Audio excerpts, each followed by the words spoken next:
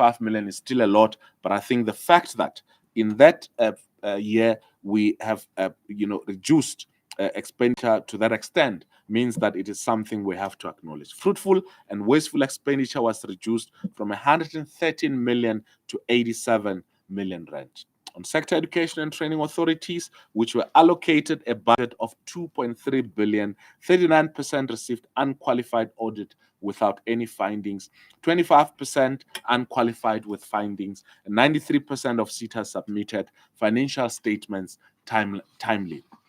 It was important from the report by the Auditor General that some of the SETAs whom we've taken action against in the recent month found themselves dominating the report of the Auditor General of South Africa, ranging from a whole range of financial mismanagement. And in fact, two of those SETAs had even went on to take the Auditor General of South Africa to court to challenge the findings. But beyond these performance indicators, which are an important reflection of how the system is performing, we must also say that there has been significant, with 82% of spend directed to Black-owned businesses, which is beyond a target of 70% that we had set ourselves, 49% to women-owned, 30.6% to youth-owned, and 57.3% to small, medium, micro enterprises, and the target was 30%. Yes, we'll have to look deeper in terms of our performance for businesses that are owned by people who are marginalized or with disabilities and so on and so forth. But we think that in the overall, our department has done well in terms of economic empowerment. In terms of financial discipline, about 136.7 billion spent and a 99% expenditure rate. We have received an unqualified audit opinion with findings, and the university education program, which represents over 80% of our budget, achieved an unqualified outcome, which demonstrates fiscal stability and also control. During this financial year, the department planned 94 performance targets and achieved 46, which is a 49% achievement rate. Yes, this has to be further unpacked, but also this story has to be changed with time. This outcome is obviously, as we say, concerning, particularly in the final year of the 2019-2024 medium-term strategic framework. It calls for a comprehensive review of our implementation strategy and operational design to identify the root causes of our underperformance and correct them decisively. The AG made several observations that must now guide our reform agenda.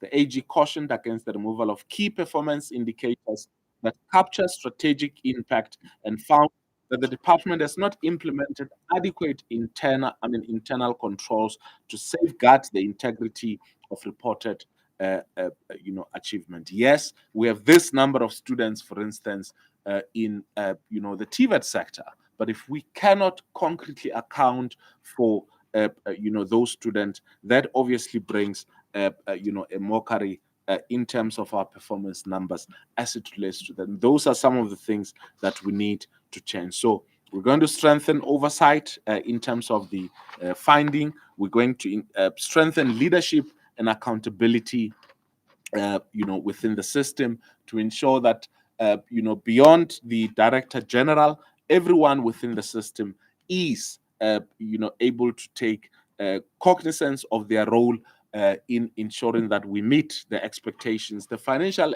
expectations as stipulated in the PFMA and various other legislation.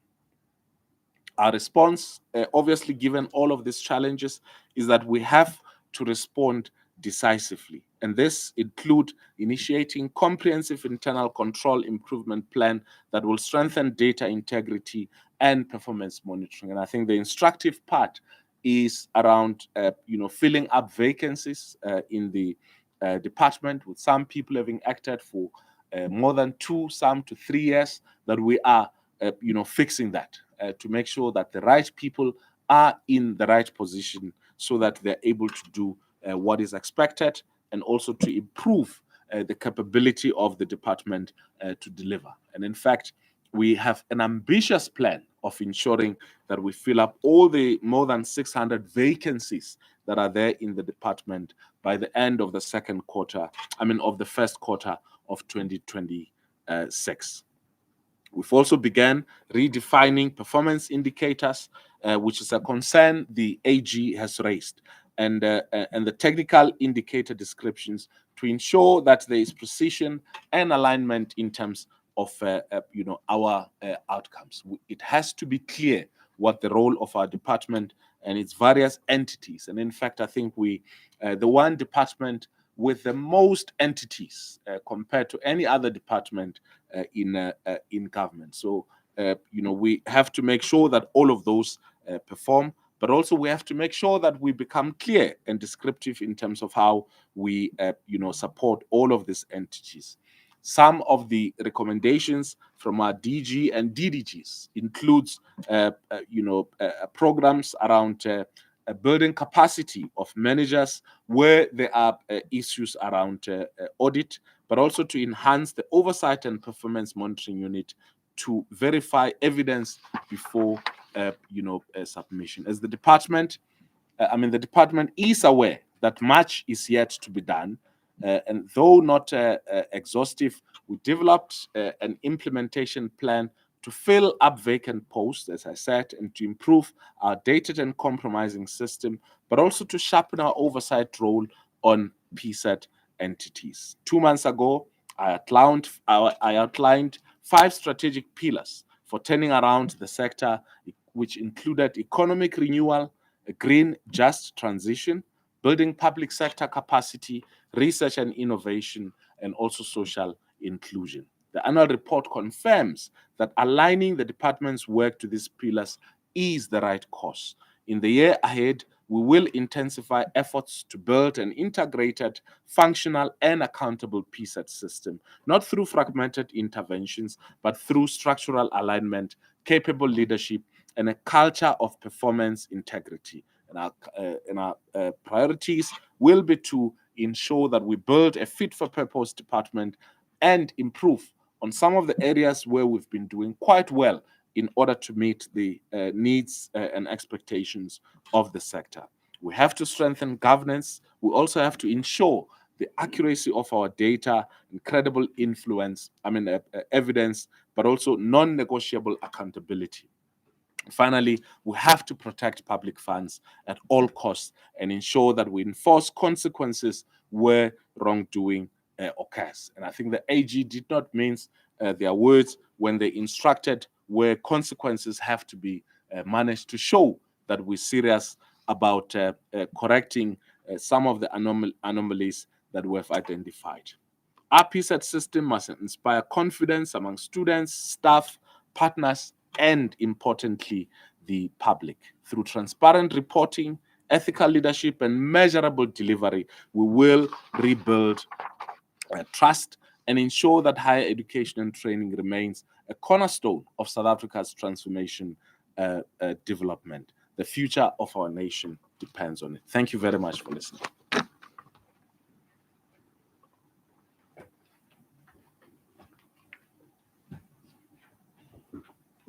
Thank you very much, Minister. Are there any questions in the room to the Minister's statement? No questions? Okay, there's a question there. Please introduce yourself and the media house you represent. I'm from EMCA. Minister, so every time we have these briefings from different departments, the people involved, the principals involved mention all of these things that need to be done, the shortcomings, etc. But when we ask them, is their department failing them? Because you list a lot of things that are affecting a very important sector.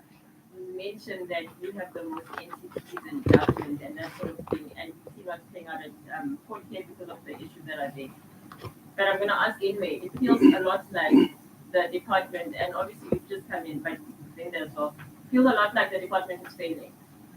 can we read it as that? Because you name a lot of concerning things and a lot of systemic things that have been happening that need to be changed. And then just in the filling of the more than 600 vacancies, how many, what is the staff complement in general, just to know what the 600 is being compared against? And then can I come back to more questions? Okay, let's take other hands. Any? Okay, no other questions? Okay, maybe online. Are there any questions online? Nothing online. Okay, Minister.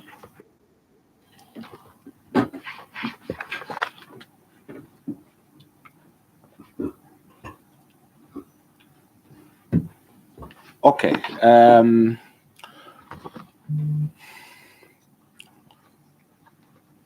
So one of the first things that we did, and we had the press conference here on the I think 19 days into office, and we said that the first thing that we have to do is to fix the department, and and from there the AG's report confirmed that that there are challenges in the department. The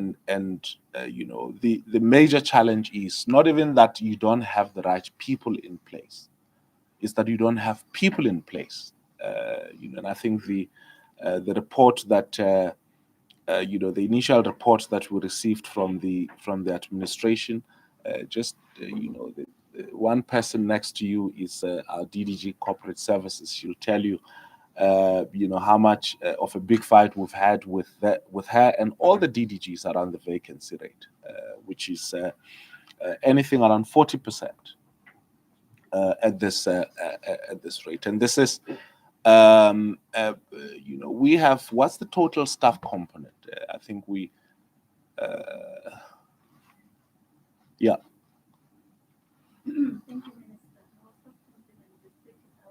Yeah. Yeah. So but these are positions that are crucial for the system to work. I mean, it's positions that include government information officer. It's which has been vacant for quite some time, which we have put measures in place to fill that up. In order to ensure that the systems integration. We need to know what's happening at our universities, at our TVET colleges, with NSFAS, with our CETAs, and there's so you need to coordinate. And if you cannot coordinate that at a centralized level, which is at higher education department, then you're going to fail. And so those are some of the priorities that we've put into place. I've never spoken to you about this before. So I hope this forms a baseline within which, me and you can assess each other over time as to whether are we getting, the leadership in the department to act. And I'm very confident that we, are going to, to succeed. I think the other challenge has been that we've had an acting CFO for some time. It's not out of failure to recruit. We've tried that, but we're much more determined now, to make sure that we fill that post. But even with an acting CFO, we're submitting our financials on time. There's a huge improvement, for instance, with performance of TVET colleges. I think now the numbers has increased from 5 to about 12, which has clean audits. The same applies with our CETAs. There have been some improvements. So yes, there are, so even though there are certain things that we need to fix within the department, various components of the system have been, on overdrive. And I think once we fix some of the challenges in the department, and also once we acknowledge some of the good work, that has been done by the officials in the department, and embrace those and acknowledge those, I think we will be, moving towards the right direction. Thank you.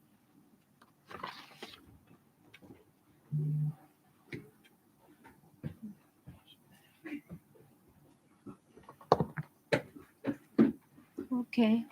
Yes, please. Sola Sholana from News from Africa. I've got two questions for the minister. I'm not sure. Okay, firstly, I would like to understand who is leading the investigation into the current incident that we saw at Fort Hare, and also how far has it progressed, right? And I also want to understanding that some of the students, from what we've seen on TV, have been complaining about the current vice chancellor at the school. I'd like to know from the minister, are you confident in the current leadership of the university? Thank you. You would like to take another bite? Please go ahead. Again from ENK, maybe also just on the 48, what is the status of the vice chancellor's picture? Can you get clarity on that? Because there are reports that the VP has signed the contract extension, like I think the university said that happening there. And then just back to the issues around the governance and the leadership. How costly has it been to have governance that maybe, or people in charge that maybe are not the ideal candidates? And also, can we get an update on the filling of um, the university councils and people on that? Because I believe that there might be, not all positions might be filled. And again, just how costly it has been to not have all the universities with all the councils filled. Any other questions before I let the minister to respond?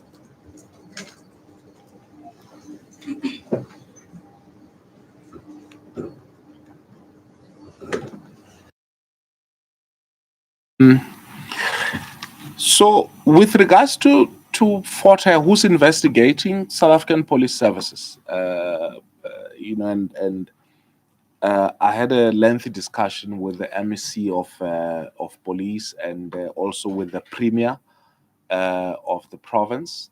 And government has been government at the provincial level has been in contact with the university. The vice chancellor, with his management, have had intense and constant engagement with the police. And it's quite unfortunate that even with the presence of police, we had 7 buildings being scorched. So police are investigating that. But in general, I think we need to, as I said, have a discussion as a sector around whether have we lost confidence in some of the conflict resolutions mechanisms that are in place, or is it generally a reflection of failure in terms of governance? This matter. I don't know how many times the university and student leadership had to rush to court to find a conclusion on some of the points. I mean, the SRC president and some of the student leaders up to about 2 a.m. this morning, were calling me about because they've secured a legal judgment. And when you go everywhere else in the sector, we seem to have outsourced our conflict resolutions mechanism to the courts, in the CETAs, in colleges, and so on and so forth. So that's a question we need to ask ourselves as to, shouldn't we relook at how we intend to resolve conflict? And I think that's a priority area.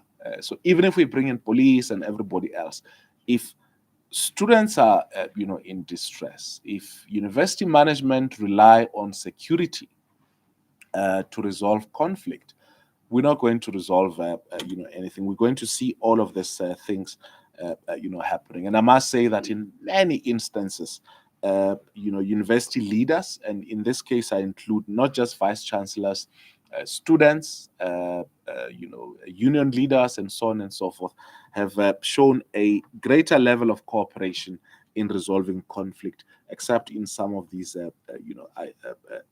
specific areas that we've mentioned. Yes, the first thing that I was or one of the first few things I was inundated with was the Fort Hare stakeholders writing letters about not just the condition on campus, but also their concerns about their confidence on the Vice Chancellor. We have sent teams twice as the department to the university to investigate. On Tuesday, after some few days when we've been trying to meet, we were supposed to meet, and unfortunately we couldn't with the university council.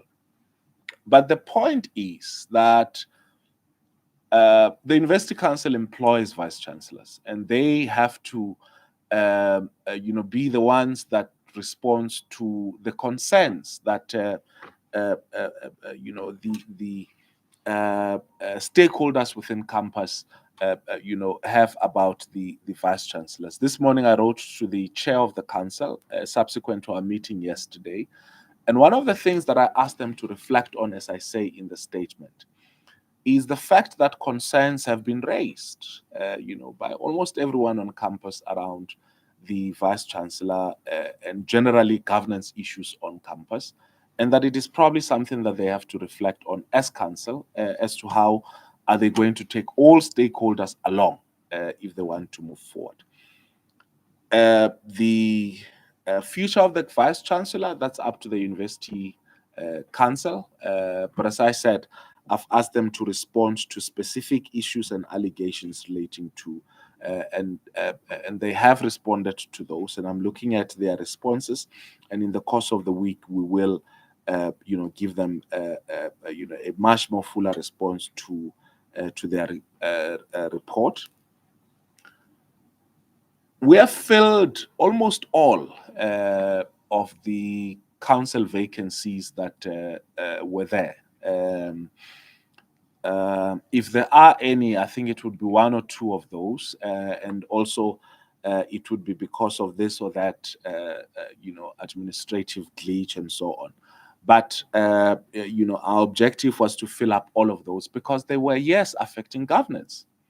If you don't have a university council in place, it means that you can't take decisions to appoint a vice chancellor or any of those other important decisions that university councils have the responsibility to do so. And that's why this was one of the agent measures, not only just councils at universities, but also at TVET colleges, and similarly with our sector education and training authorities, CETAs, who have acted swiftly to ensure that we restore governance. Governance is important, and I think the collapse of governance is, what has led to some of the challenges in some of our institutions. I have indicated to chairpersons of university councils, of TVET college councils, also chairpersons, incoming chairpersons of sector education and training authorities, and chairs of various of our entities, that I'd like to see them play an important role because they steer the governance, the overall governance, component of our institutions. And I'm going to be having more conversations with them because, the failure or success of our institutions lies with how successful they are able to maintain oversight and also provide strategic leadership to the institutions that they lead. So this is obviously going to be one of our major priorities. Thank you. I hope that responds to the questions.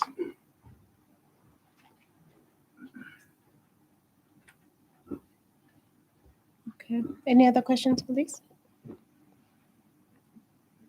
Okay. Questions online. Thank you, Marcelo. There's only one question from the Honorable Rihanna, but the question is partly answered on the issues of the Vice Chancellor, but I will just take a liberty of presenting the whole question, and it reads as follows. Can the Minister clarify if indeed the Vice Chancellor contract was extended until 2027, amid reports that it was done secretly? And in Minister's opinion, who does this atrocious act ultimately benefit? Thanks. Okay. Any other question in the room? Oh, yes. Oh, yes. ENCA. I'm sorry, could maybe my the final round, maybe just on the VC again, should the VC go given that happiness around him? And then again on the council and the leadership, in terms of the criteria, are we satisfied with the criteria used to nominate to bring in the council members? Okay. All right. Yeah. I mean, I don't know how many times I can say this, but I'm going to say it as many times as possible because I think it's also an opportunity for us to get to understand what are the intricacies of what's involved. The employment between the university and the vice chancellor is governed by the university statute and is determined, or the terms and conditions of that employment is entered between the university council and the said vice chancellor. And I think it's up to the university council as to what happens to a vice chancellor, not according to a minister. If I were to be given that powers for 26 universities, imagine what would happen. And so those councils are responsible according to the university statute. I had a discussion yesterday, as I said, with the University Council of Fort Hare, and I've expressed to them that consistently the teams from the department have heard from the different stakeholders around their concerns, around generally issues of governance in the institutions, including, but not limited to the role of the vice chancellor. And I've asked them to reflect on that, and as part of their discussions on what should happen with the academic year, concluding the academic year 2025, they also have to devise a strategy on how they're going to take everyone along, including the vice chancellor, in that conflicting situation. I will later in the week give them a response on the report that they gave me, but not just on what they gave me. We had a task team that went in there. In fact, not just this week, but over time. Some of it raised from concerns from Parliament, and so on and so forth. So it will be on the basis of that response that we will indicate what we believe, should be the way forward. Yes, the council is finally responsible, and I think if I've had anything from them yesterday, they would be committed to give us a report on what their plan of action would be after their meeting tomorrow. Okay. Thank you, Minister. I think there are no more questions in the room, so we can adjourn the media briefing. Thank you very much, everyone. Thank you. There are refreshments. Please make sure that we don't have fruitless and wasteful expenditure. Thank you. Okay.